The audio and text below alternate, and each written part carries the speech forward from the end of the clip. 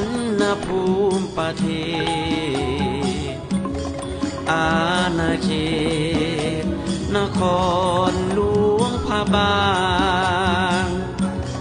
บรรพการร่วมกันขยันสรรสร้า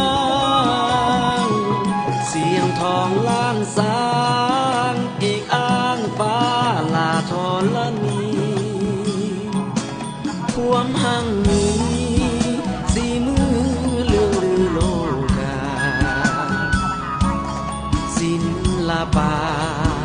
ล้ำค่ามาหลายห้อยปีหลวงพระบางอารามงามดังมณีให้เห็นเป็นขวัญชีวีโชคดีสุขีสุขใจหลวงพระบางหลวงพระบางแสนแพงเหมือนฟ้าสร้างแปลงจำแรงเฮืองหุ้งสดใสนางสังขารตำนานมนต์ข้างฝังใจงามล้ำงามเลิศวิไลปรากฏกายให้เห็นทั่วหน้าหลวงพระบางหลวงพระบางภูมิใจสงกรานต์ปีใด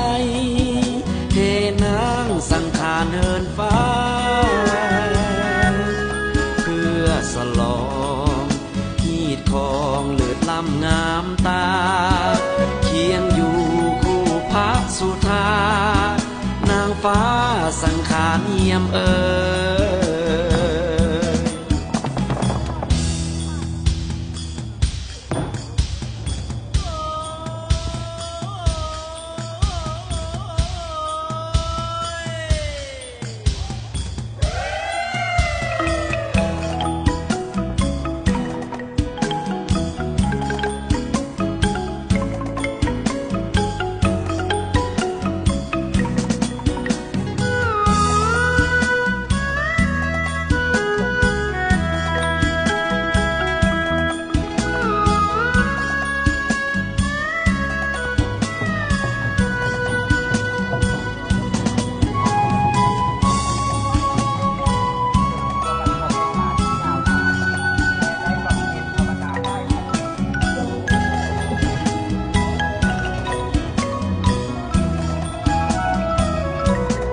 หลวงพระบาง